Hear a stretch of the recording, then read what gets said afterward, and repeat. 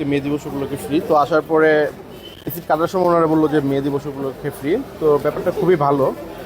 তো আমি এবং আমার মেয়ের জন্য দুজনের জন্য ডাক্তার দেখিয়েছি টিকিট লাইন, এবং মান খুবই ভালো।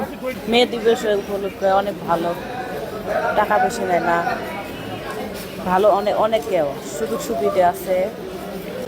এখানে আমাদের অনুভূতি বলতে, এখানে আমরা নিজেও জানতাম না যে আজকে এখানে ফ্রি মেডিকেল ক্যাম্প বসাবে।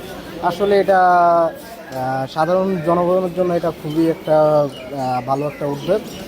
এই জন্য সাধারণ পাবলিক এখানে ফ্রি মেডিকেল ক্যাম্প উপলক্ষে এখানে মনে করেন যে তারা ডাক্তার দেখাইতে পারবে ফ্রিতে। অনেক মানুষ আছে যারা ডাক্তারের ভিজিটের জন্য ডাক্তার দেখাইতে পারে না, বাট আজকের এই যে 1 মেতে শ্রমিক দিবস উপলক্ষে এখানে ফ্রি মেডিকেল ক্যাম্প হচ্ছে।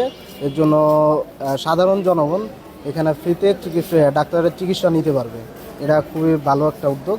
আমি আসছিলাম এখানে পা দেখাতে, আমার পা পরে যে ভেঙে গেছে, ওখানে এখানে আসছি ডাক্তার দেখাতে।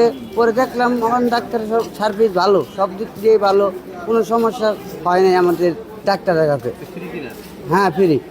এই ইন্টারন্যাশনাল মেডিকেল কলেজ হাসপাতাল গাজীপুর জেলার টঙ্গীতে গাজীপুরা 27 বাসস্ট্যান্ড থেকে একটু অদূরে রসুলিয়া গ্রামে অবস্থিত। যেহেতু আমাদের এই গ্রামের আশেপাশের সকল মানুষজন যারা দিনমজুর বা শ্রমিক বা বিভিন্ন গার্মেন্টস ফ্যাক্টরিতে কাজ করেন, তাদের জন্য আমাদের হাসপাতালের পক্ষ থেকে এই শ্রমিক দিবস উপলক্ষে, আন্তর্জাতিক শ্রমিক দিবস উপলক্ষে আমরা বিনামূল্যে চিকিৎসা সেবার ব্যবস্থা করেছি।